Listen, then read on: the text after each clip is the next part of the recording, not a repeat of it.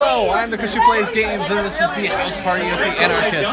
Hello, and how's it going? So I know I'm a bit late tonight as I changed my stream title to say I am not streaming, despite the fact that it's Friday at 9:15 p.m. Eastern Time, which is when I stream whatever the fuck I feel like. Tonight I'm hanging out at a party, getting drunk, and having fun across the street. So it was nice that I have a friendly group of Anarchists across the street, and in particular is Brian's birthday. So we're here celebrating Brian's birthday, and I'm just talking to you live from the house party. I have no idea if you can hear me. It's really loud here as far as I'm concerned, but maybe it's quieter for you. I don't know. Hello, Yugi. Hello, hello. I was going to finish up Super Mario Sunshine this week, but I did not because I don't think I would have. And I was kind of in a crappy mood, and so on and so forth. Hello, Zio Kim. Hello, Yugi. Hello, anybody else who's there. I got no hat, so you can see my normal like bald human head. So there you go for that. And you want to be on the internet? Yeah. You want to be on the internet? What is this that you have here? This is my gimbal. Yeah, so it gives me the nice, like, stable, steady shot cam as I move it around. Although sometimes it doesn't really like to move like I want it to. Why is it? I don't know why it's being cranky. It should be that I kind of turn my hand and it like turns. There we go. More like that. There you go. So yeah, this is live on YouTube. So usually at this time of the night I would be live streaming video games. But tonight I'm not live streaming video games. So if you were to tell one thing to the internet, what would it be? I actually have nothing. I don't know what to say. Oh, well, so I think that one thing that you told me earlier that you would tell to the internet is that youth enfranchisement is an important thing, right? That's true as well. So why? Hold on, I gotta. Okay, I figured it out. If I took, there we go. Youth enfranchisement sounds like I have no idea what I'm talking about. No. It sounds like you're. It's a very important thing. It's important to get people engaged in the process of kind of like civic, interaction early, and they want to do it. They're like, we want to make decisions for these laws that we have to live under, and we're actually more motivated than people who are 18 and older. Yeah, I think it's the truth. So I totally agree with that, and I'm a big fan of youth enfranchisement, and so we're gonna work together, and we're gonna make voting for people who are 16 and older a thing. Okay, hold on, there we go. I press the wrong button all the time. We're gonna make voting a thing for people 16 and older in Cambridge, right? Yes, we are. This is like the adult equivalent of when you go to a party and you see someone wearing the same band shirt. You're like, oh, youth enfranchisement. I love that. Yes. Fuck. There you go. Anyway, so yes, I was gonna show. Let's see if we got it. Push the buttons. So how do I make the thingy thing? I don't know how to make the chat show back up. I thought I could just tap it and it doesn't come up. Anyway, hello. So yeah, so youth enfranchisement, of course, the idea of youth voting is something that I have been interested in for a while. And you come to a party and run into a random person. There we go. Yeah, so that's actually not even a friend. That's even just somebody I met at the party tonight. We were talking about a thing, and here we go. There is no chocolate fountain. There's a lot of booze. There's a rose. There's some other stuff. Do you want to say hi to the internet? Really? Okay, then you don't have to. See? I have to. Do you want to say hi to the internet? All right. I'm just remembering when I met the guy that didn't invent the study camp. So I don't know what your name is. Oh, Christine. Christine? They're like the second Christine I've met tonight, and I am Chris. Who's the first one? The first one was over there. She's a PM for a marketing tech company startup in the area. So there's a lot of people with Chris in their name. I think that this is like an age thing. I mean, there were like 7 Chris's in my high school. Like one of my high school classes had like 7 Chris's. We were talking about them before. How there's a lot of Jens and Ashleys and stuff. Yeah, Jen. I mean, that's one of the jokes that people make is like if anyone asks you like, hey, do you know my female friend, like using Jen as the name, it's like you have which one? That means nothing to me. Every woman has a female friend named Jen. We so do. You can just we have be like multiple friends named Jen. like always. It's just always a thing. You need a last initial. But I don't even. I'm just trying to fake you out, like in that situation, right? I'm trying to pretend that we have a mutual friend, and so like Jen is a good choice. Friend named Mike or something. Yeah, very, very similar. Especially in this area. Yeah. Oh, like you know Mike. Absolutely. Great guy. I mean, he really is. He's not my favorite Mike, but he's a good guy. I mean, he is actually one of my favorites. Oh, like right. if I had to talk about Mike is probably one of my favorite guys. He's a great guy. I know you were trying to hedge it a little bit. I think it's just personal experiences, maybe. I don't know. Your experiences with Mike are not the same as my experiences with Mike. I mean, that's true. So Mrs. Chris is not here. She was here earlier tonight, but she left before the party became too crowded to exit. My wife is, unfortunately, she broke her foot earlier, about in October, actually, and she's not going to be able to walk until February. Oh my God. And so she came earlier on her knee scooter and was sitting in there, but as soon as it was no longer possible to get out on the knee scooter, she was like, I need to exit before I cannot exit. And so she's actually, if you look out the window there, you can see the lit up window. That's my house. And so that's where I live. So yes, here we'll show briefly show the internet. So you say you're on the internet right now? Yeah, we are. We're live streaming on YouTube. Oh, all right. And so like people are like watching us right now, and observing that I sound a bit drunk. So Jose and Barb. I don't know you very well. I don't know if this is just your everyday personality. So I'm super loud all the time, but I am probably a little bit more slurry. I had one beer. Yeah, I mean I'm loud now because the room is very loud. Yeah. I'm looking at comments. Yeah, so this is Barbara. Barbara is a coworker of mine. Do you go by Barb? She often does. Like Stranger Things Barb. Unreal Focus, I think, is like a 13-year-old. You came first, though. You're the original Barb. She also says she doesn't have a friend named Jen, shockingly, which is like. Well, I mean that doesn't mean that she doesn't know a Jen. I mean that is true. She can know like 9 Jens and hate all of them. I mean that is true. I know Barbara. She's not Barb. Apparently, no Barb. Which is weird because I have routinely called her Barb. So now I've learned an important thing via your help. You're welcome. I appreciate it. I feel the same about Megans. I've never met a good Megan. Yeah. They're always a little cunty. Yeah, What's cool? I know one good Megan. One good Megan. I know a lot of Megans and one good Megan. I don't know her, but yeah. Personal Megans, none of them. If you want to say hi to the internet, you're welcome to, but you'd have to be willing to be on the internet, and that's a struggle. I know. Lorena first. Well, if you don't want to be on the internet, you don't have to be. The internet doesn't exist. I don't acknowledge it. Consent is sexy. I have been told this many times, and so I believe in this and enforce this. So, yeah. I have to ask my lawyer. Jose. Someone likes Jose. Yeah, so Jose is a friend that I met via YouTube. So he's an artist. Does kind of 3D, like digital art, both 3D and 2D.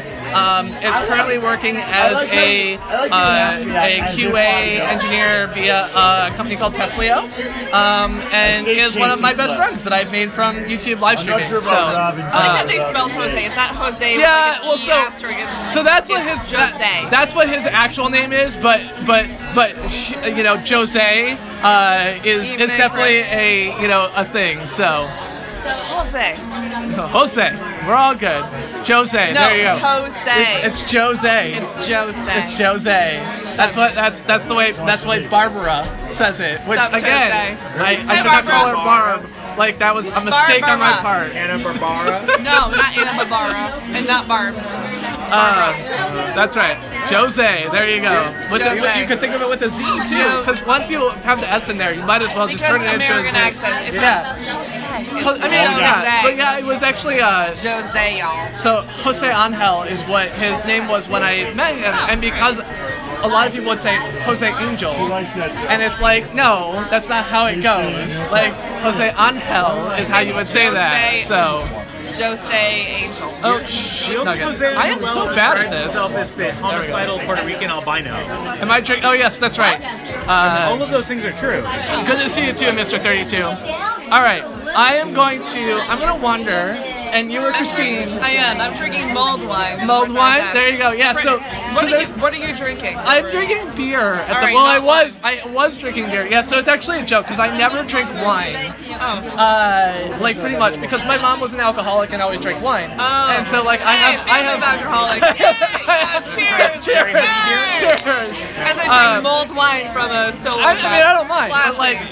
So I have a thing against wine, but I'm a big fan of like cider and sour ales and all these other fruity things. Right. And so it's like a running joke that when I'm drinking cider, people are like, oh, is that wine? It's like, no, it's not wine. I have a major problem with wine. Why are you doing this to me? All other alcohol is fine, but yeah, wine. Fuck wine. Exactly. Like, I'll drink vodka, I'll drink tequila, I'll drink anything else, just so long as it isn't fucking wine. Good to know where you stand on this. Yeah, no wine. Hashtag no wine. There you go.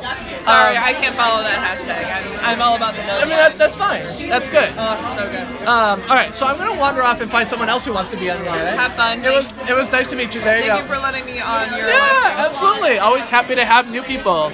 Hello, Jay. It's good to see you. All right. I'm gonna go get some alcohol in the meantime. So, all right. So we're gonna point at me because again, consent is sexy. You shouldn't put people on the internet without asking them first. And it's gonna get louder, and you're probably gonna be able to hear me even less. So. Whoa.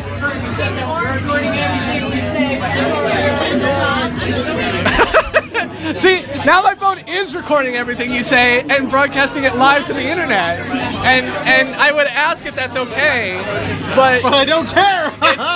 it's hard when it's this loud to ask everyone's permission. So I just try and keep it close to me and keep everything quiet for everyone else. Also, I can't hear anything here, so the possibility that my phone can discern language is probably pretty low. Agreed. All right. All right. Let's see if I can find some alcohol. What's that? Oh. Boop. Sorry. I just wanted to grab. What we got? Hold on. It was a long time coming, but I agree. I mean, it's anyone who wants. I don't think that like can be social power. So you see this sort of like in a villa. I'm gonna use this phrase even though like I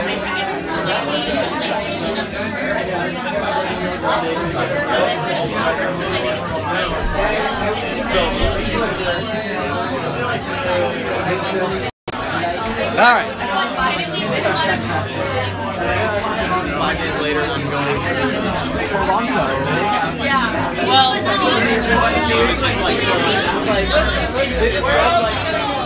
So I got back here and then realized that I'm pretty sure the only bottle openers are in the other room. Brian, is there a bottle opener in here? No, other room only. Oh, okay. Of course there's no bottle opener in the room that doesn't have the alcohol. Silly me.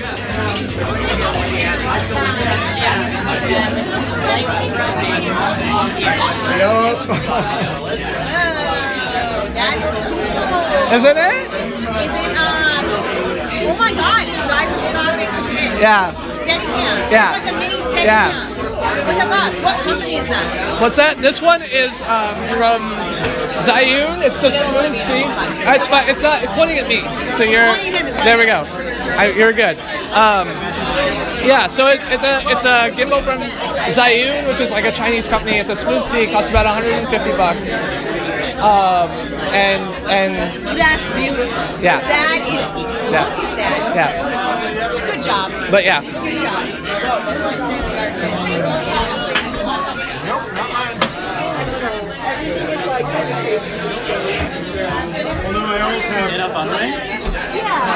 I have not opened a bottle with a lighter, and I'm certainly not going to start doing it tonight. Aha! Someone has found the bottle opener. All right, you're gonna have to be put down for a second because I need 2 hands. I'll be right back.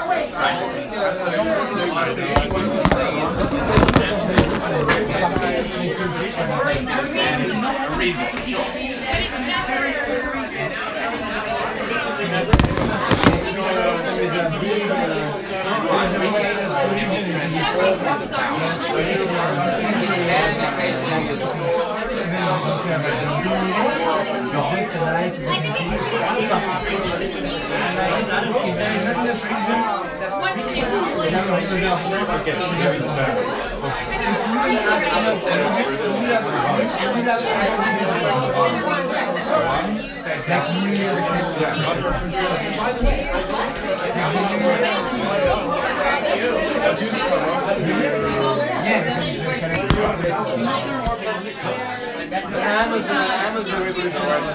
right, I'm back.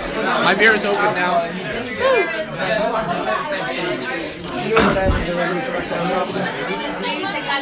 That's right. Yeah, so someone was using it to open a bottle of wine, but I interrupted them briefly in order to open my bottle first because that's how I feel. All right.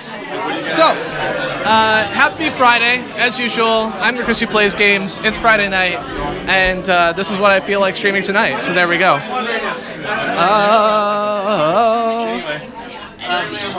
Move away from all the people. There we go. A one-handed bottle opener would be an excellent tool. You know, as I'm sitting here with the gimbal, it becomes very difficult to open a bottle. So, the problem, I guess, is that like I need to have one-handed bottle opener that I can somehow attach to. Like you put it on top of the bottle. I don't know how that works. I have a good answer to this. Yeah, but you just wait. You're gonna be stunned by the quality. Anyway, so I was just saying the window for a lot of people I feel like goes down to 2. For me, it's like 4.5, and I'm like, no, fuck off. You're not my friend. Yeah, so I was just listening to the birthday boy telling some kind of story. I don't know what. All right, how do I need to... So the problem is every time I try and scroll up so I can see chat, oh, I have to drag on that part of the screen. There we go. You're seeing The Last Jedi tomorrow in Real Focus? That's great. All right. Anyway. Top Chef is lovely. That is a good plan. Actually, I can tell by the brand that we're not. All right. I'm trying to think if there's a way. So the problem is that, as is often the case for house parties, pretty much all of the people segregate into little groups, and probably any given group is like involved in other things and not wanting to talk to the internet. While individuals would be perfectly happy to talk to the internet, I have to find an individual first. So, would you like to say hi to the internet? Yeah? All right.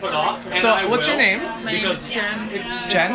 I was just talking earlier about the fact that like every woman has a friend named Jen. Really? Because, well, Jen is like a super common name in like the 1980s, right? Yeah. I also like never meet another Jen. Really? Yeah. I know like 7 Jens. I know. How do you? Everyone says that, but I you just literally never like, meet them. Yeah. Maybe Jens are like magnet, like you're all like the North Pole of magnets, Yeah, and you like cannot meet with each other.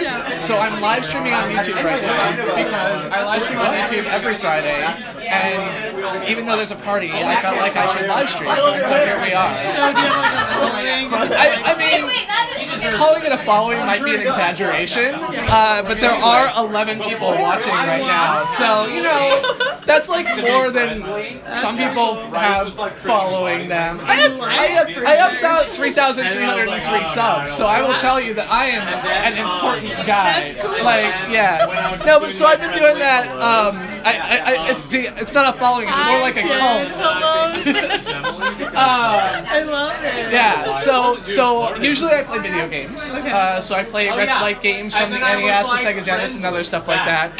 But if it's Friday and I'm drinking instead, I might as well share my thoughts on that. That's so, fair. I agree with that. So what do you do for fun, living, whatever you want to tell me about? Oh yeah. Pick a thing. Well, I'm in school right now. Oh yeah? MIT, Harvard, neither? No. Unlike everyone else in Cambridge, there's other schools. I'm not sure how I feel about that. You may be wrong. I go to UMass Boston. Okay, that's a school too. I've heard of UMass. That's also a thing. Yeah. I'm a theater major. That's my thing. So, looking towards like theater long term, looking towards film, looking towards none of the above. I guess like a bit of both is the ideal. But I definitely like film a lot. That's my other thing. Okay. So obviously, like as a YouTube follower and a YouTube employee, film is a thing that I care about as well. I bet. You know, I've seen a film or two in my days. Your most recent film that you really like? So a lot of what I spend time watching is actually short film. So I look a lot at, like, I actually have a friend who's working on, who actually finished up production of a short called Real Artists, which is kind of like a sci-fi short, like 20 minutes about kind of the future of storytelling and things like that. So that's finished up, and I haven't seen it yet, but I'm really excited to. And beyond that, I am a big fan of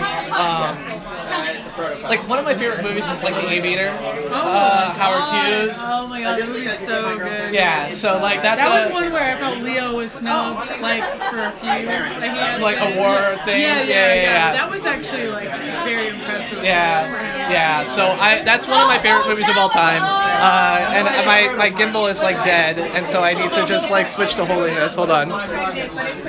I don't know why it's dead. It just feels like it's cranky. So. Yeah, no, it's fine. So yeah, I would say The Aviator is my biggest, you know, kind of thing that I would say. It's one of my favorite movies. Of course, I also like Sky Captain in the World of Tomorrow, which is like super kitschy, like steampunky, you know, pulp.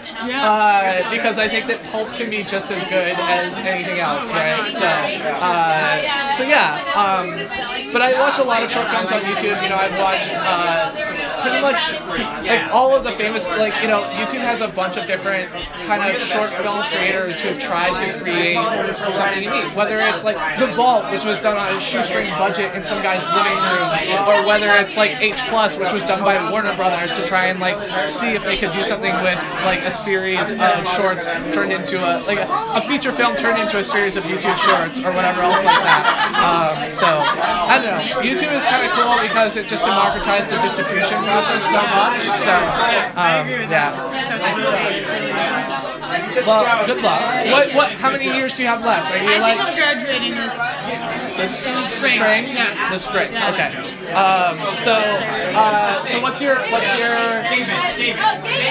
If you were to wish for one thing after you graduate, like, what's your next big step? Are you looking to like be an extra on something? I guess for me, it's in between just like literally just taking the time to like do whatever I want, like travel or live my life. You need a post-college gap year rather than pre-college gap year? I already have plenty of those gap years, so I'm good. But I might just want to do something like that, or just, you know, audition, work on stuff. Yeah, absolutely. Well, thank you for sharing. And it's nice to meet you, Jen. Bye-bye.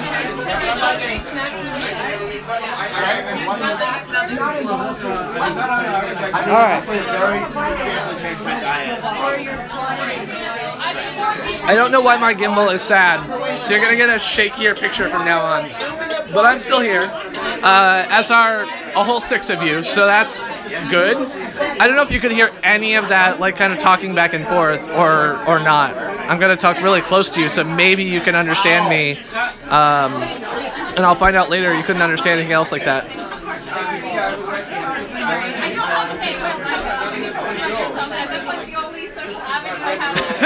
No, I just want to be clear. Like, the thing stopped holding it up. So, like, I'm going to try it again, right? So here's the gimbal. All right, we're going to try this. That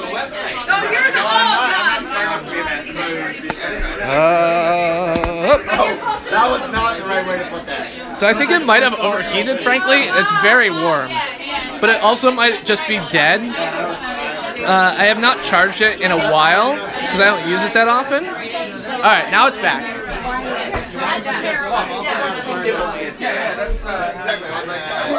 All right. I'm going to see if I can find somebody else who wants to talk to the internet. That's true. I agree with that.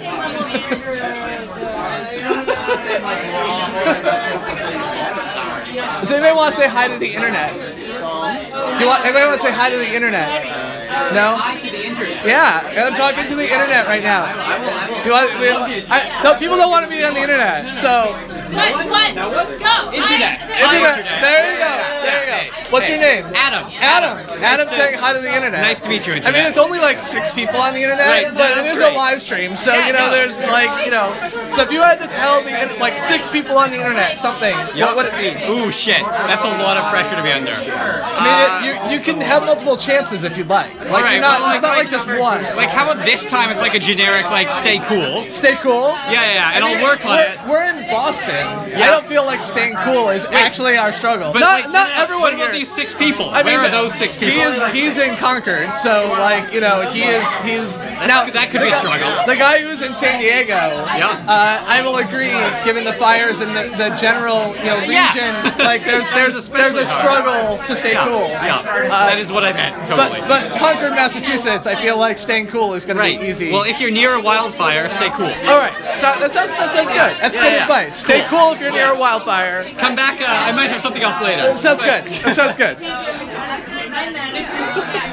That was Adam. His advice was stay cool, especially if you're near a wildfire.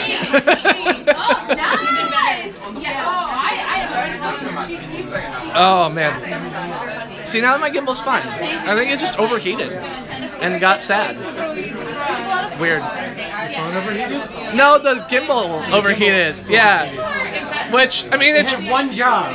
it did have one. Do you want to say hi to the internet? No thanks. All right. Yeah, but the gimbal had one job, which was this job right here. This is the job it had. I guess it had 2 jobs. That and don't overheat. Well, so I feel like don't overheat appeared to be, as far as I can tell, an integral part of the failure of this job. Because when it overheated, it started going like this, which is not achieving the one job it had, which is to do this. You know, what's that? It is now. I stopped using it for like 5 minutes, and it apparently is okay now. Maybe, I don't know. We'll see. We'll see how it works. Anyway, so 6 people left on the internet. Say hello as I trip over things behind me because I'm trying to not put people in the picture who don't want to be in the picture. All right, so I know I got Mark. I got maybe Dark, Mr. 32. Mark did say hi, Adam, but that was to him. So But everybody does that kind of. I may be delayed. When I go to Barcelona, I go out to like wear things that I would not. All right, I'm gonna try and walk through a crowd again. We'll see how it goes. Yes, because like for example, like I don't know things like crop tops. I mean, it was basically like right here. Yeah, and I got really good.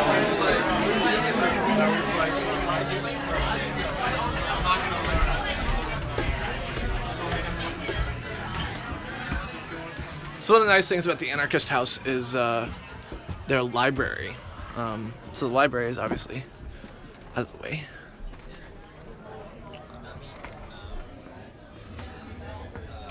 So we get a library of some great stuff down here. We got identities in general. We got information on the ruling class, military, fascism, terrorism, dirty tricks, the CIA and the FBI, and all kinds of other stuff. So it's kind of cool down here, the overall collection that they've built.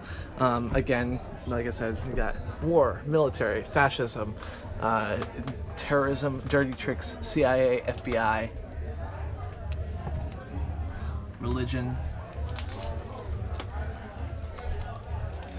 schooling, psychiatry, medicine, corporations, agribusiness.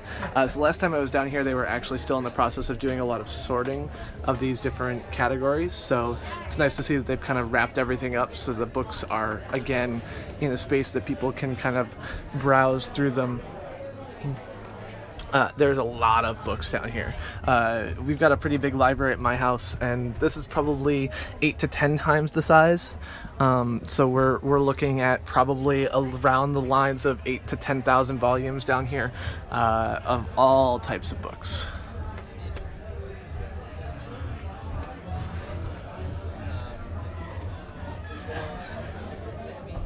On my birthday this year, I actually came over to a party in this house, and this was the space in which I actually had a conversation about if we're going to eat the rich, we should probably figure out a means to redistribute their wealth first.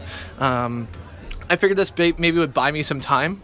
Another thing they've got is actually, which I did not know, is a pretty impressive set of woodworking tools. So you got, you know, table saw, or not table saw, but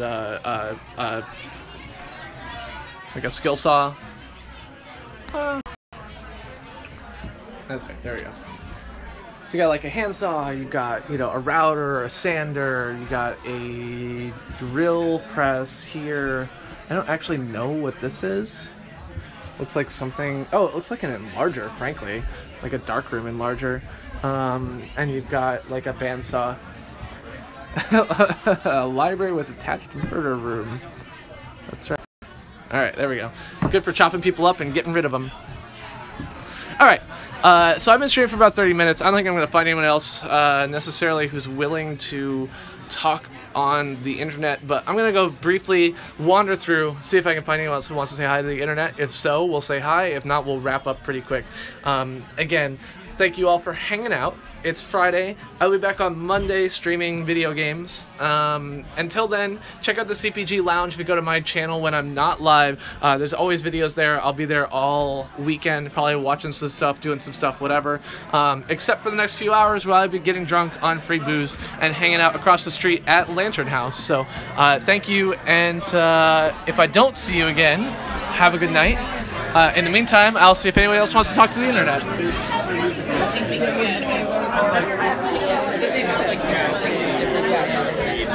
It's a big enough house. Alright. So again, consent is sexy. Always ask people's permission before they talk to the internet. Don't record them or video or anything else like that unless they have opted into that experience as a safe thing. In some public spaces it's okay, but in private spaces it's not. And all these people are kind of looking at me kind of cranky because they think I'm recording them when really I'm recording me. So, yeah. Weird because I was like, well, Would you like to say hi to the internet? I would love to say hi. You'd love to say hi to the internet? So this is the internet. We got a whole 7 people watching live right now. 7 people watching. 7 people watching, yeah. So what would you want to say if you had 7 people to talk to? Like, given the fact that there's like 30 people here, this is maybe a less interesting. Oh, you got like a cool food that we want to show here? Sorry. No problem. So is this good food? I'm just saying, you're missing both gingerbread and marzipan because you're not here. Yeah. I think what you should do is just like shut the fucking Facebook off and come here. I mean, so a lot of these people are in California. Okay, shut the fucking Facebook off and come here. Hi. Where are they from in California? So I've got a couple of friends. One friend who's in San Diego, one friend who's in the Bay Area, one friend who's in Massachusetts but out in Concord. I'm trying to remember if there's anyone else who's watching that I know at the moment. Hi, I'm from California. You're from California? What part of California? I'm from Redding, California. Redding, California. I don't actually know where Redding is. Don't ever go there, it's horrible. Redding, California is horrible. That's a lesson to learn. All right. If other than Redding, California is terrible and never go there, what do you do? What are you working on? I write. You write? I take care of children. Okay. Those are good things to do.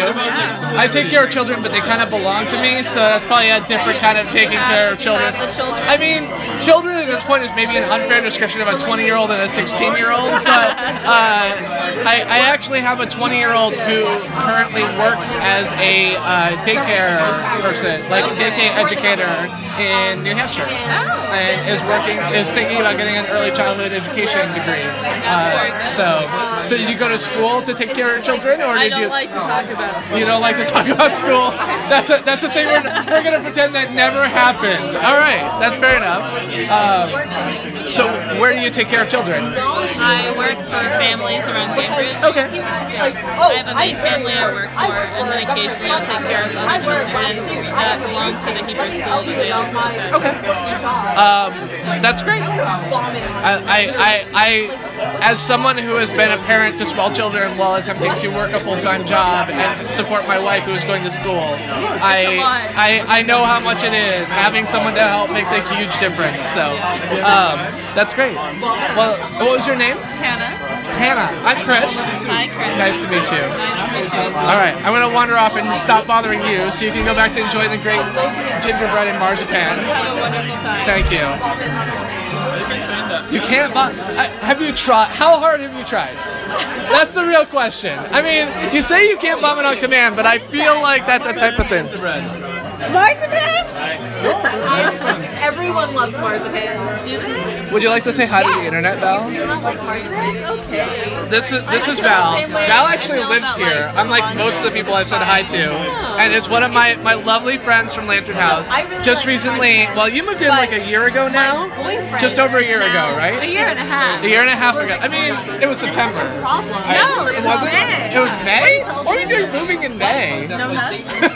Oh, no nuts. Anyway, so Val moved in about a year and a half ago, and I remember looking across the street out my window because I can see this house from my window and being like, who is that person with blue hair moving in? Because it looks like Val. Right. And it was And Val. then you messaged me on the internet, and you're like, did you just move across the street from me? It turns out the answer was yes, you did move in across the street from me at Lantern House. So what's the key principle of Lantern House I should know? I've never harvested. Because I describe you as the anarchist, Harvested a peanut. which I think is fair. Proletarian. Like that's a fair description. I feel like. You're not Jimmy Carter. You know Jimmy Carter gave up. That's very difficult. I think the key principle of Lantern House is the key principle of anarchists is that we should all somehow be able to live a good life, which is all possible under capitalism. Is that the principle of anarchism, that we should all be able to live a good life? Yes. We want freedom and equality. Freedom and equality for everyone. Yeah, right. You got a lot of DVDs for someone who I think of, like anarchists. I feel like should have less DVDs. What am I missing? Like, is that a false impression of mine that like lacking capitalism there should be fewer DVDs in this house? I mean, Because that's how I feel. Like not a criticism, because I understand anarchism is like there's a steps in the process. So happens that some people that live in the house enjoy pop culture. Yeah. But that doesn't mean that you don't want freedom and equality. I agree. It just happens But I that feel you like enjoy media. But I feel like enjoying the media that is a product of a capitalist society is like that feels like a struggle in an environment that targets smashing capitalism. That feels like a struggle. Right. Well, so personally, I don't enjoy Pop culture. the pop culture. Yeah. But I mean, so I'm a huge fan of pop culture as well as justice and equality, right? Like I'm married to a peace and justice studies major. I obviously believe in these principles, but I also feel like it's hard for me to espouse these principles while like that are smash capitalism, while also enjoying the products of that culture. And you don't have that struggle because you don't. Right. But I think that the thing is that like we are part of the same culture. Yeah. Right? Yeah. Right. So being around, like if I were around, like lived into another culture for some reason for many years, and I met an American, even a capitalist American, I would feel comforted somehow. Like I would enjoy it. I would know how to communicate with them with less words than I know how to communicate with anyone else that I would otherwise live with. Sure. Because we have a common background and like there's so much kind of nuance there. So if you wanted to enjoy a narrative for a moment, a narrative about anything, there's no reason why you would want to enjoy the narrative of that created by other people in your culture. You want to. So I agree. So I'm trying to imagine here what other people describe, because most of the time when I see mainstream movies, I feel so upset about the ideology that divides people and makes people hate each other, which I think is the kind of core result of capitalism, is that people get in like antagonistic relationships of competition. Which we could live in societies where our relationships are not based on competition and whatever, be happier. But anyway, so the point is that I can enjoy it, I can suspend disbelief. But other people can. So it's fine. I mean, I don't judge them for that. My biggest. Judge them for what they do with their life when they're not watching. That's right. Watching movies isn't the problem. All right. That's fair enough. Well, thank you. I appreciate it for saying hi to the internet. I appreciate you. What do you mean by hi to the internet? I mean, so I'm currently live streaming to 7 people on YouTube. Oh! That's so so cute. Wow. So you did everything. Well, I would say everything you just said, but realistically, like 10% of what you just said, because it's really loud in here, and I'm streaming from a phone that probably doesn't have that great of a mic. Yeah. But everything you just said was live broadcast on the internet, and will be archived on some Google hard drive forever. Wow. Because that's just the way that the internet works. Adorable. Yeah. Great. I appreciate you. It's been no, seriously, it's been great to have, you know, an into Lantern House, you know, after me bumping this thing that's way up, after kind of, you know, having this community right here and not knowing anything about it for 2 years. You know, you moved in and gave me my in, so now I'm slightly more anarchist than I used to be. Smash the capitalist pigs, right? Thank you. That's right. All right.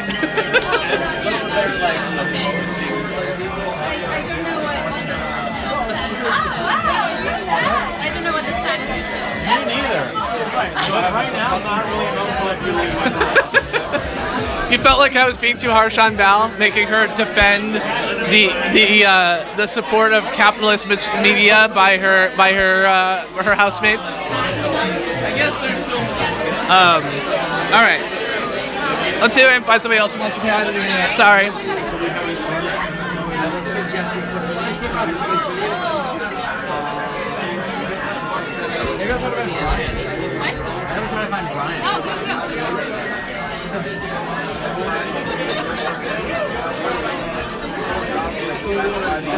Would you like to say hi to the internet?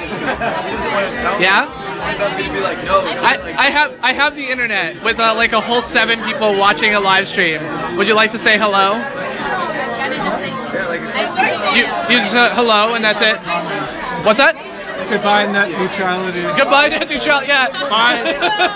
2017. Goodbye net neutrality. So I think one of the things, like specifically, like as someone who works on the internet all day, depends heavily on net neutrality for things that, like, I work at YouTube. Like, this is a thing that matters to me deeply. I also think that a lot of the rhetoric around net neutrality is both overblown and underblown, because I think that a lot of the things that people are like, oh, you'll have to pay $10 per movie to Netflix or whatever else like that, is missing the point. Like, it's not gonna be like that. What it's gonna be is, like, instead of infinite like Comcast in Massachusetts or 1 terabyte like Comcast in California, data caps are going to be 100 gigabytes, and you can pay $5 extra to get unlimited access to YouTube, and like 100 gigabytes and $5 extra for access to Netflix. They're going to be more subtle. They're going to be more like, oh, we're just helping you out by giving you the ability. Well, it's gonna be like a really slow burn. And the nice thing is that, like, with no congressional requirement and no congressional like lawmaking, like, the FCC can change its mind every time the administration changes, which is like a really shitty thing for companies. But it's not like this is the end forever. Like, we have not passed a law that needs to be attacked in court. We passed a regulation that can be changed the next time the FCC administration changes, which can happen in 3 years. Now, we should pass a law, and we should pass a law which provides significant consumer protections against monopolistic ISP abuse by you know, cannibalistic rent seekers who have monopolized the whole fucking country. But in the meantime, like, we should understand that it's not like the internet is dead forever. There's a whole lot more that we can do here and treat it that way. Like, it's like, goodbye is a fine message as a piece of rhetoric that encourages action, but encouraging action should be our target, because, like, this can be something that passes into law, etc. So anyway, thank you for saying hello or goodbye, as the case may be. I'm Chris. You were? Seth? Seb. Yeah. So there you go. There's my net neutrality. There's my CPG rant of the evening. Net neutrality being removed is both better and worse than you could ever imagine.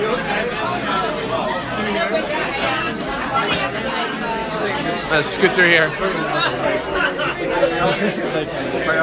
Oh, what'd you like? I'm so delighted. What is this? I'm so Hello, Modern Retro.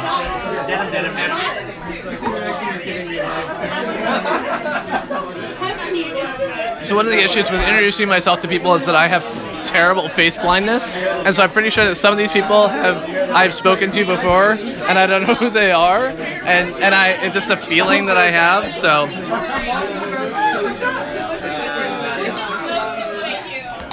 All right. Okay, I was talking about local.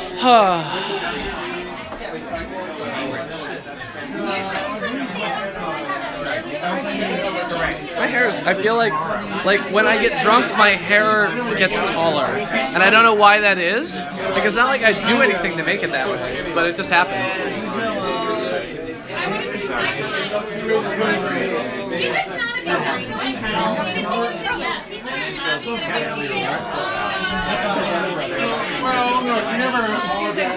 I have one more target I'm going to try and get to. We'll see if we can find him. Sorry. I told him I was going to. I sent him an email. And so I just spent a lot of time thinking about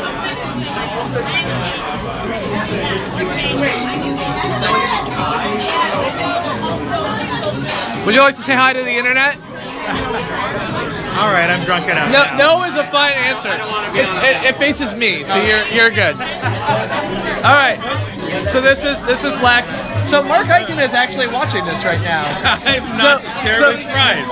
So you know, if you want to say hi to Mark, you could do this. This is Lex. I actually know Lex, unlike most of the people who said hi, agreed to my option to say hi to the internet. So what would you say to the 10 people watching me if you had the choice? You're up to 10 now? I'm 10 right. Impressive. I usually get like 20 on an average night. So I'm at 10 right now. I love the little Steadicam. Yeah, I love it. I got to meet the guy who popularized the Steadicam in the mid-80s. Yeah. Wow, I'm totally blanking on his name. Sure. But I knew his wife reasonably well. Yeah. So what are you working on now? If you'll tell me, tell the internet. I don't know if that's. No, I'm working for a company called Divert. We help supermarkets turn their unsold food into electricity. So we're going to Jimmy's house. Bio-waste type electricity, or how does that work? Like running a digester to digest things into methane. Interesting. It's sort of the last resort before they go to landfill. Yeah. And before that, we try and get them to get donated, things like that. Gotcha. That sounds cool.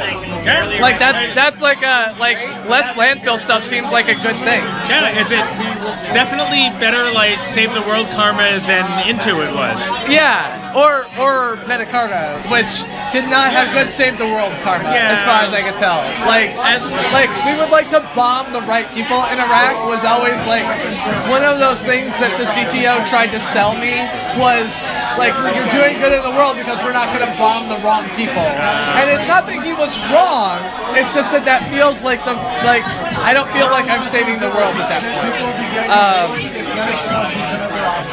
You're part of the local Cambridge coffee cartel, Mark says. Yes. Because you had the super heavy coffee thing or whatever. So probably the biggest part or the best part of leaving Metacarta was I then invested in Burismo. Okay. So I'm still, these days I don't do much with them, but I'm still on their board of directors. So tell me more about Burismo, because I know nothing. It's a local coffee roastery. It was based in Arlington at the time. Now we have a bigger space in Woburn. Okay. But there's still a cafe on Broadway in Cambridge. Oh, well, the one that used to be Voltage. Okay. Is now Burismo. Okay. And you guys make the best coffee in Cambridge? Is that what I'm hearing from you? You can say yes and say you're biased. That's okay. I'm biased, but I invested because of that rather than the other way around. Okay. So you're part of why Cambridge has good coffee on offer. Yes. Because you're an investor. And you can even look into history and the new wave of good coffee in Cambridge and Somerville kind of started with Burismo, and then the other places have come in and picked up on the trend that you helped begin. or helped fund to continue? Oh, but or were you there like first? Was that like the plan? no, I was there about a year after it started, like the first round of outside investors. Okay. But if you're at Google now, we do the coffee for most of the mini kitchens. Okay. Yeah, I'm not a big coffee drinker, so I've always been accepted from the coffee cult that exists. But yeah. So Mark mentioned your presence as the Cambridge coffee cult, right? Cambridge coffee cartel. Yeah. I doubt everyone, but close enough to everyone. People from a lot of different places at this party. I mean, the reality is that like Cambridge has about 2.5 steps of separation everywhere, right? Yeah. Like pretty much everyone at this party, I could probably go to one of the people and be like, oh, do you know someone who isn't at this party that I know? And they would say yes. Like there's no separation in Cambridge. I mean, still my best ones. A little less than a year ago, I met someone at this party who now I like do Tai Chi with every week. And like I hadn't been practicing for 10 years until I met her. Yeah, so I think Jess at one point went to a party, and so they're Cambridge, Massachusetts, Paul. Jess went to a party, and she had someone who's like, oh, you're here, there's someone I'd really like you to meet, and like brought them into another room and introduced Jess to someone that Jess and I had slept with previously. And it's like, yeah, we know, like that's like we have familiarity with this person because that's Cambridge for me. Like it's like you're gonna be introduced to people that you previously dated, you're gonna be introduced to people you previously worked with, or you're gonna be introduced to people who you previously like invested in a company with, because that's how the world works. Because there's 1.5 degrees of separation between everyone in fucking Cambridge. Jeff would definitely be here if he hadn't moved to San Francisco. Yeah, 100%. So, Jeff went to the. So Paul, who I actually comes to my stream sometimes, went to the Berklee College of Music. Even people who meet me on the internet watching my live stream are people who are only 1.5 degrees away of separation. So anyway, so you're saving the world now. At least more than I was before. Yeah. So you're doing tech work, I assume, of some kind, QA work? Yeah, I guess my title is Principal Software Engineer, because for a while I was literally the only software engineer there. Like the company had been around for a while, but the only engineers they had were chemical and mechanical. Okay. So when I knew you at Metacarta, you were more QA engineering specific. Is that less true now than it was then? We don't have nearly enough QA right now. Okay. I mean, we don't have anyone dedicated to it, so I don't have enough time to do it myself. Okay. So you're back to being a software engineer across the board rather than more narrowly focused. I have 2 code bases. One of them runs on forklifts, and the other one runs in AWS to analyze the stuff that comes from the forklifts. I write software that runs on forklifts. That's like bumper sticker level. Like I highly recommend that bumper sticker. So I mean, I don't get to control the forklift, but it's just Linux machines that are mounted to them. But that doesn't matter. Like the reality for bumper stickers, I don't know if you know this, but accuracy isn't the most important part of bumper stickers. I suppose not. So Mark now works on software that runs robots. Unsurprisingly, if you know Mark. And earlier tonight, Lex and I were both invited to a Facebook event that is downstairs from my office to hang out with former coworkers because, again, Cambridge is about 1.5 steps apart from everyone. Right. So, anyway. I couldn't go because Cyber is in Concord. But yeah, because like when you leave Cambridge, you can never get back in, especially on a Friday night. That's not a thing that happens. So, well, thank thank you for saying. I keep pointing at me, and that's not because I really love myself, although I do, but instead because I'm really bad at holding this camera. And you're trying to do an interview. I mean, sort of. I actually had this complaint, so I rewatched one of my older interviews from VidCon, and I was like, why do I keep pointing the camera at myself when I'm asking someone else the question? And it turns out that doing interviews where you're not looking at the camera and no one else is running it is actually really hard. Well, you need a drone that's like floating about a foot farther away from us and recording us both. So I think the problem with drones in an enclosed space is that drones in an enclosed space are a terrible idea. Yeah, but it's also a great idea. It's a terrible idea. I'm not contradicting you. It's absolutely a terrible idea. But it's also a great idea. I understand what you're saying. Especially if a hawk like attacks you indoors. Yeah. I mean, or a porg. That would definitely make video of the year. I should hook that up. Thanks for saying hi, and it's good to see you. Cheers. Is that water? It is water. I'm in big trouble then. That's 7 years of bad sex, you know, like saying cheers with water. But as long as it's not empty. I mean, empty is the worst. I mean, I was double fisting for like 20 minutes earlier. So now it's someone offered me a really good beer while I still had mulled wine. But the thing is, I have switched to water until I stop actively feeling drunk. Fair enough. Fair enough. Anyway, thanks for saying hi. Good to see you. So none of the detectors went off. All right. I did not actually get to Brian, who's over here running the mulled wine, who's the birthday boy. So I'm gonna see if I can squeeze by behind these people. It's kind of dark in here. Brian, would you like to say hi to the internet? Because it's your birthday, and I wanted to say happy birthday to you on the internet. So there's like 8 whole people watching me, and I wanted to say happy birthday. I can move it up so you don't have to like look like. Hold on. Thank you. Hold on. There we go. There we go. Hello, Internet. It is indeed my birthday, and thank you for those of you who wished me a happy birthday. There you go. I.e. Mark. I appreciate it. And you're an eye, right? The camera's moving, and dark fire. 8 whole people, or 16 half people. That's right. There's 8 whole people here, or 16 half people. I mean, there might be a bunch of half people. There you go. Happy birthday. Happy birthday. My battery's dying. Yes. Anyway, but yeah, so I wandered around and asked people if they wanted to say hi to the internet. But you in particular wanted to give you the option to have a couple extra happy birthdays from people on the internet. Well, good. Let me say a couple of things, if I may. Go for it. Look, Internet. I think you're in for a special treat with this birthday announcement. It's that you should probably oppose capitalism, and that's all I have to say. Oppose capitalism? Yes. So I have a question.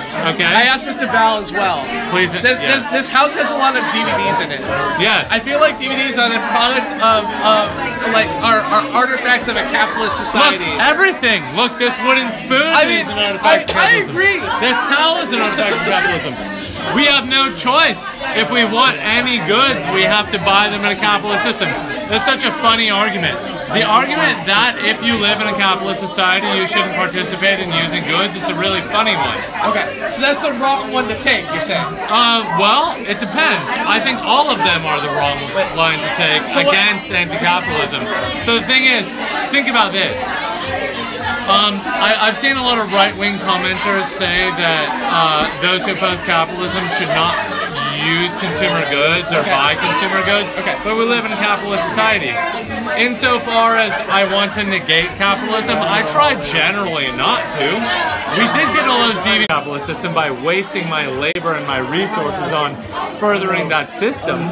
So yes, they do have a point that like hipsters buy Starbucks and they're furthering that system. That actually is a fair point because insofar as you're perpetuating a consumer goods cycle of wasting your money on resources and then doing more labor to get those, you're furthering that. So you ought not to do that. But even a committed socialist is going to want to do that to some degree. I still personally love fancy cheese. Yeah. I will buy fancy cheese. So you think like there's nothing wrong with being like an anarchist and participating in the society we have while you work to tear it down? Is that the summary? Like, I would say what should I know? Like, if I wanted to be what I would an say, anarchist, it is a spectrum. It depends on how committed you are to the principles that you have. I'm pretty committed. I live in a house where I don't pay rent because I oppose rent. I work only at nonprofits. I utilize most of my time and resources to help empower the extremely poor. But on the other hand, I buy fancy cheese at Whole Foods sometimes. So I feel like I personally am doing much more to net disbenefit systems of hierarchical power, i.e. capitalism. And so in the same way that I feel like, despite the fact that I happen to be male, I fight patriarchy. Like, I can't, there are some aspects of that I can't fix, but I do the best that I can. I can do the same thing with anarchism. It's not 100%. If you obtain any products from a capitalist society, like you're kicked out of the club. Do you want to say hi to the internet? Yeah. Hi, this is Pete Dilworth. He's a famous Internet, robotics you're weird. guy. Yeah. I mean, there's only 10 people on the internet that are watching me at the moment. So here's the thing. That's more like an intranet. I mean, but it's broadcast and maintained forever. So now you're in Google's hard drives and you're screwed. Here, let's get back on track here. Go ahead. Sorry. The answer that Chris gave about patriarchy is a good parallel, but let's make that parallel proper. All right. The thing is, yes, you can be male and oppose the patriarchy, but the thing is, there's a spectrum for how much of your time and energy you're going to put on that. Right. So saying are you for it or against it is obviously not going to be very elucidating. The problem is that you have a lot of chances to oppose it, and you benefit from not opposing it. So the question is, how much are you going to be willing to accept the resources by not? Yeah. You uppercase elitist? Do you mean class? Is it upper class? Well, can I respond to this? You can respond to anything you want. Yeah, because here's the thing. Can I get my friend on your live stream? What's that? Richard, I'm in the middle of giving an answer here. Trying to get more people to read your answer. Oh, good. Chris Plays Games is my YouTube channel. Chris Plays Games. Yeah, okay. there you go. I am an uppercase elitist. I actually agree with this, but let's put a capital B at the beginning of your name. That makes you an uppercase elitist. Exactly, because my name is Brian. It starts with a capital B. But let's say this. Class is not like other identity categories. If you're black, you're always going to be black. Yeah. If you're a woman, you could actually change your gender. But even if you become a trans man, born a woman, you're going to be an oppressed gender category. You're never going to be a man to some people. Yeah. And have all the same rights in the society. I was born super poor. I lived in foster care. I bounced around. But then, as a rare case of someone who kind of bootstrapped and was able to go to college, then get a master's degree, and then get like a high-paying tech job, and then go on and get a PhD in philosophy, I have become upper class.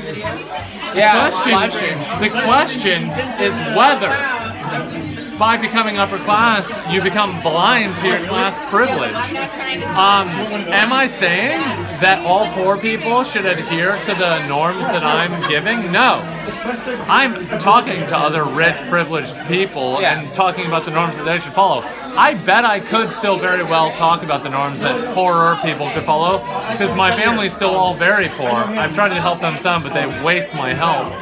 I do know what it's like to be poor because I was poor, but the idea that when you hear people talk about how everyone should be, I feel like saying you are an upper class elitist is in fact the right response, because it's usually right on, and you usually can write off what they say. However, the things that I'm talking about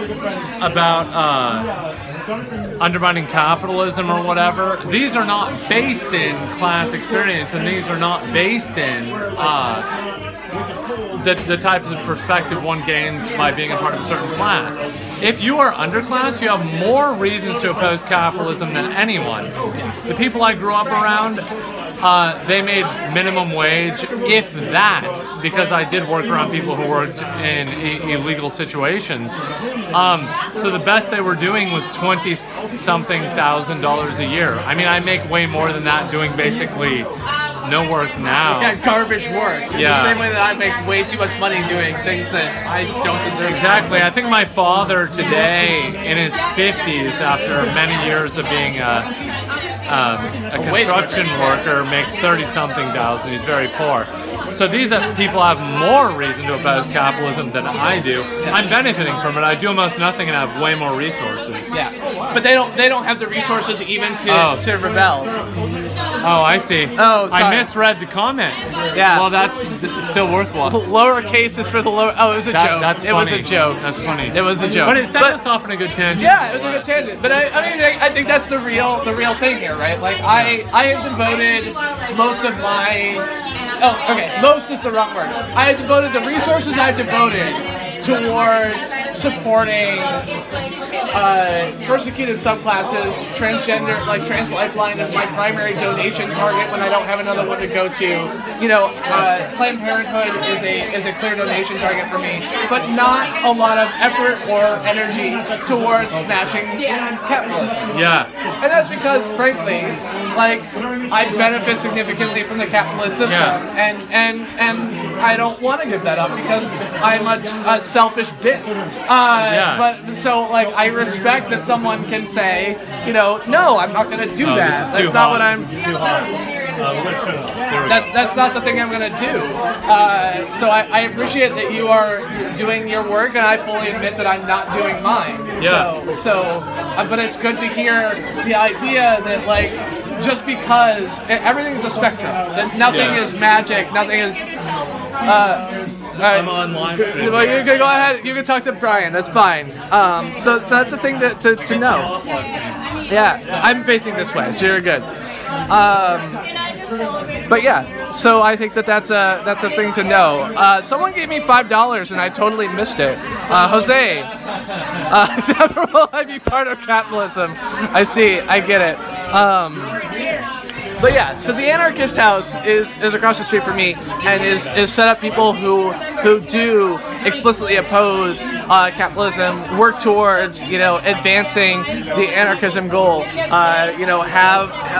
live in a way that is consistent with that, and it's nice to hear that kind of like there's a spectrum. You don't have to be perfect. You don't have to be anything to fight the capitalist system. So.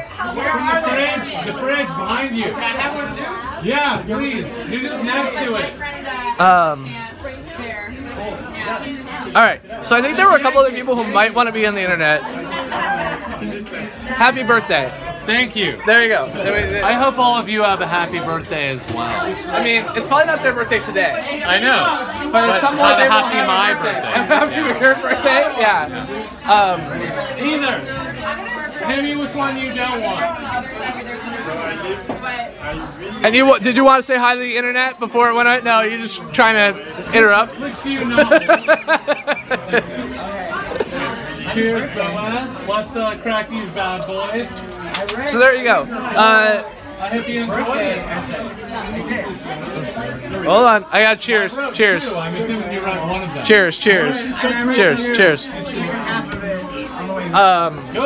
So Paul, you said you're interested in robots? What? Robots? Did I hear? Robots are awesome. Robots. So one of the people watching me works for Right Hand Robotics, which does robot hands in the Boston area. So do you want to say hi? What was that? I said one of my friends works for Right Hand Robotics, which is a robot company in the Boston area. That's funny because I know a company in California that makes left hands. They should team up. That's true. I think there may be some synergy there. That's true. So one of the things that I feel is that when the robot uprising begins, right? Which it already has. Well, when some people think it has. When the robot uprising, such that they start killing humans, begins, there's one guy like Terminator style, like There's clearly one guy who's first on their list, and it's the guy from Boston Dynamics who is always moving the box away from the robot, right? Who I think his name is Kevin. So I used to work at the Leg Lab. Okay. And Jerry Pratt, who's one of the guys who worked there with me, made this big robot that walked in a circle on the end of a pole. Yeah. But it could walk like up and down hill, like different terrain and balance. It was this really amazing thing. And I think he was the originator of taking a stick with a piece of foam on it and just whacking the robot on video. The first time I saw it, I was like, "What are you doing?" And he was like, "I'm showing robustness of the control system." Like, this is the beginning of the war between humans and robots. robots, like they're going to show that video in 100 years when like they've corralled all the people. They're going to be like, this is where it started. This was the beginning. Why did you go down this path? Yeah. You know? Yeah. So but I still work in robotics. You still work in robotics. Yeah. So what do you work on in robotics at the moment? If you want to tell, I don't want to say. It is on the internet. So I'm an inventor, so I'm always there on the YouTube. Okay, that's fine. But I will say this: I'm trying to solve a really interesting problem, which I think everybody should try to solve. Okay. Modern or current robots that you see like in the news, like this Boston Dynamics stuff, whatever. They have a number of significant problems in terms of the hardware that I think really need to be solved, just eradicated and solved. These really bad problems. One, they weigh a ton. They're like big metal monsters. If you get near them, they will kill you just by bumping into you. They're bulky. They have all these motors and gears and smart sticking out. They're just big, heavy, sharp right angles. They're heavy, so they are hard to control. Like they go. And they hold up their own weight and their own power. Like Boston Dynamics is doing some cool stuff, but I think they're kind of reaching the limit of what you could do with a big robot. With conventional stuff. So people need to figure out ways to make robots that are lightweight, very slim, not bulky. Very agile, smooth. Not dangerous to be around. So how do you low cost, all those things? Like we need to figure out how to do that. How do you draw the line between robots and something like drones? Then, not like you personally, but like does a drone fill some of those roles of lightweight, easy to maneuver, 3D space, other things like that? Well, right? no, I mean I would say that my interest in robotics is purely like terrestrial, like legged robots. Okay. So other people can do drone stuff. Okay. Like that's just not my thing. Yeah, exactly. So have you seen the I think Stanford and University of Michigan are working on like lathe robots, like that are just legs, right? There's a lot of people doing it. So I started in 1995. Okay. So you've been at the robot game for a while. But since I started, it's become a field. Like in 1995 it was not a field yet. Yeah. Now it's a field. I definitely remember in 2006, 2007, working with someone who said, we worked at a software development company, but what we wanted to test was, we wanted to test literally like the way the customers do this is they put the DVD in the drive, and we want to test them putting the DVD in the drive to make sure it works all the way through. Cool. And was always upset that like it was not cost effective to like buy a robot to do that part of the task. But the thing is, you want to test the person doing it. I mean, the whole point is that you want a human being to go through those motions. Yeah, exactly. Or a robot. Robots are fine in that case because that part. Maybe robots are better at putting DVDs in drives than humans. I think we felt Then they're going to kill us all eventually. I mean, they are, but certainly in 2006 that was less clear. Right. Okay. So that was one of those tasks that we always had. We were like, we really need a robot to test because it was sometimes you would mount a DVD drive as in software and find out that mounting a DVD disc in software is different than putting it in the drive. Right. But you have to do it every 4 hours to make sure the build still works. And so having a human do that was annoying. So we were looking to test that next level up. I think it only failed once or twice. So overall, over the 5 years I worked at the company, it was not worth a robot arm to fix the thing. It only failed once or twice. So then you went on and now you work at Right Hand Robotics, which of course makes robots that can do that. Yeah, I've heard of that. So Right Hand, they do like gripping, hard delivery type thing, right? Can you name a couple of the founders? I cannot. Okay, because I think I might actually know one of them. It's a guy who used to work at the AI Lab. This is what I'm thinking of. Did they work maybe with Rob Brooks a little bit? I don't know. I'm so like if Mark is still here, Mark, tell me who the founders of Right Hand Robotics are.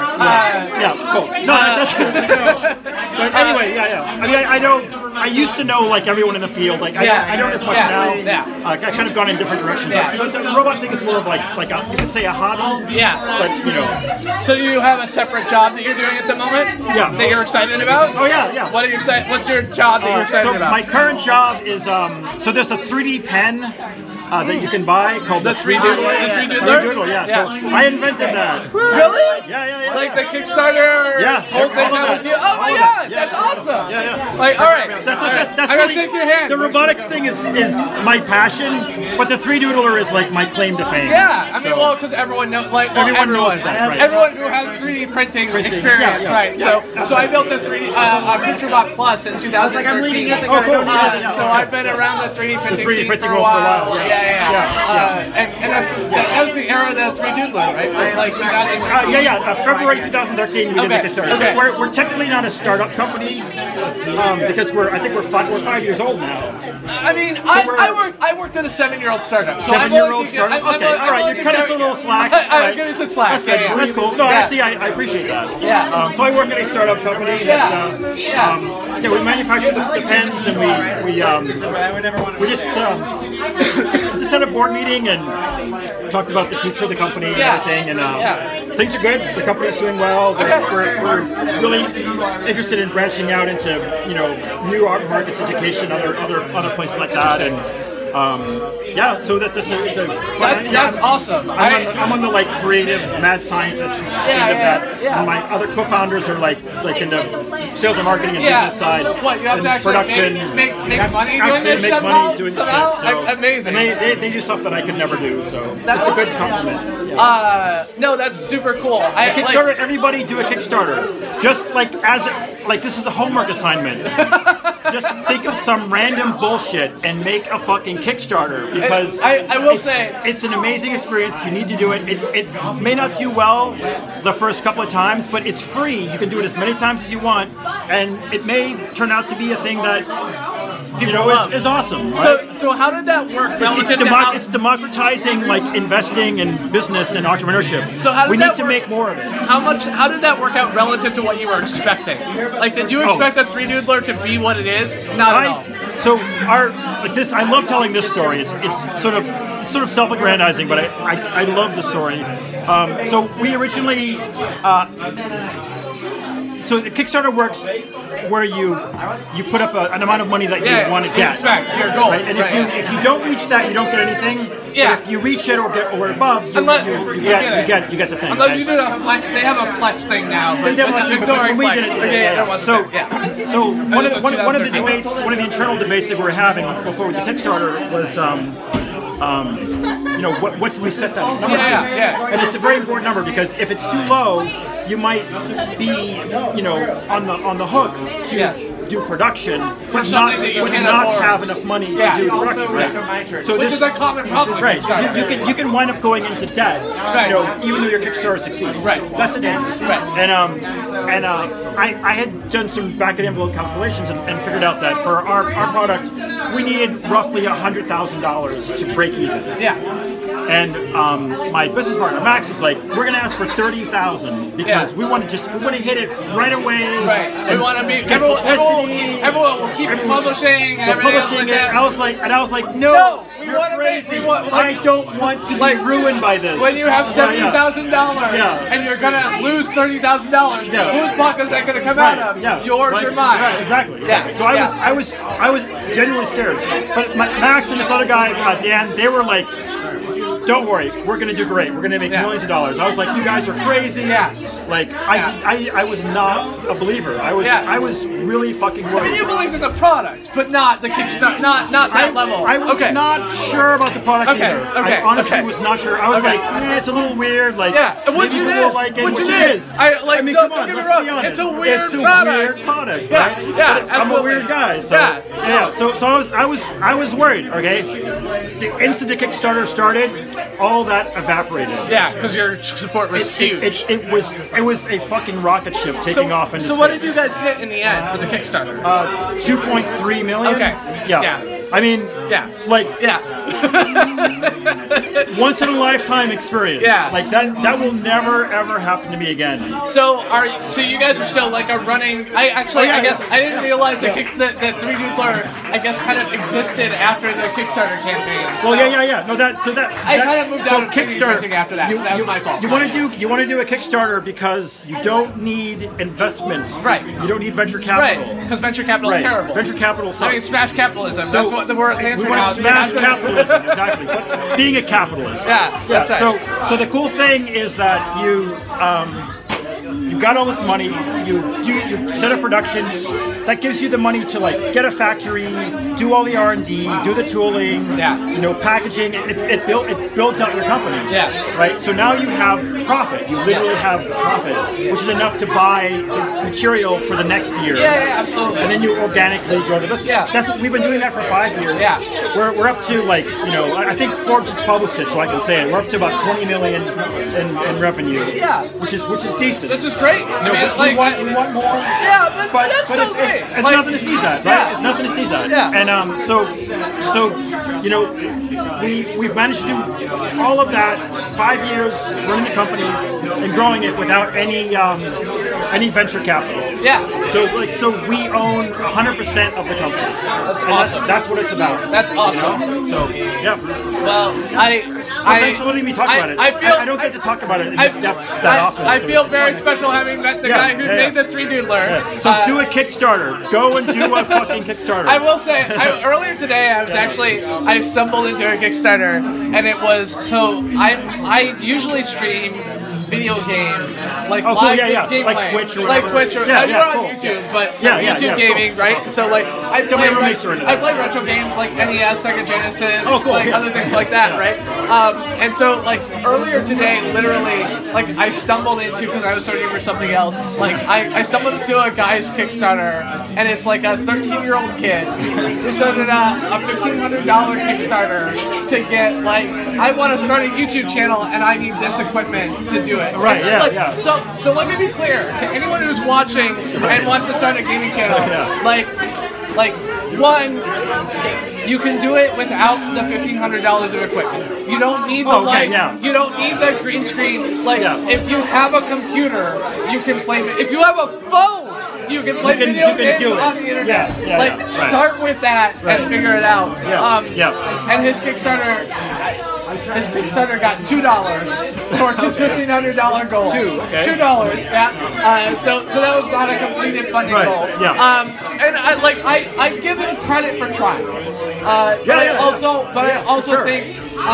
Throw shit at the wall until it sticks. See what sticks. That's what it's all about, man. I do also think that coming up, like the 3Doodler was a unique idea. I look at it as a once in a lifetime, it's either gonna be a thing or it's not gonna be a thing. I am never going to come up with an idea ever again that has the same viral media. It's not going to happen. It's not. I mean, how do you? So here's a philosophical question: what do you do in life when you realize that your greatest achievement is in the past? I have the same. As far as video production, I have the same thing. I have one video that has 5.2 million views. Which I'm like, I will never have a video like that again. Never ever. You could. It was the 111th most popular video on YouTube that day. That is amazing. A stat that I only know because I work at YouTube and looked it up. But what do you do? The reality is you just keep doing it. You become a monk. You keep doing it. Exactly. You just keep doing it, right? You just keep doing it forever. Because it's what you love. It's what you love. Exactly. You make videos. You invent. You do whatever you have to do because that's what you love. That's what you do. And so you're right. I'm glad you've been able to keep doing the 3Doodler, and I hope that you're gonna come to me and tell me your next Kickstarter is a 6-inch tall robot to wander around and tell me things or whatever I need a robot to do. And maybe kill people. That's right. Hopefully not. I'm gonna say that my whole robot needs. I hope will not include killing people. Cool. That's awesome. This has been fun. pleasure to do this. I am. Great. I am Chris. Chris, nice to meet you. And to everyone on the internet, I'm a Chris who plays games. And because my wife called me about 30 minutes ago and wants to call back, okay. I will see you all later. Thank you, Paul, and everyone else who said hi to the internet here at Lantern House. Bye, internet. Bye, 10 people. 15. 10. 10. Bye, There 10 you go. people. There you go. Smash capitalism. Have a great night. Bye bye.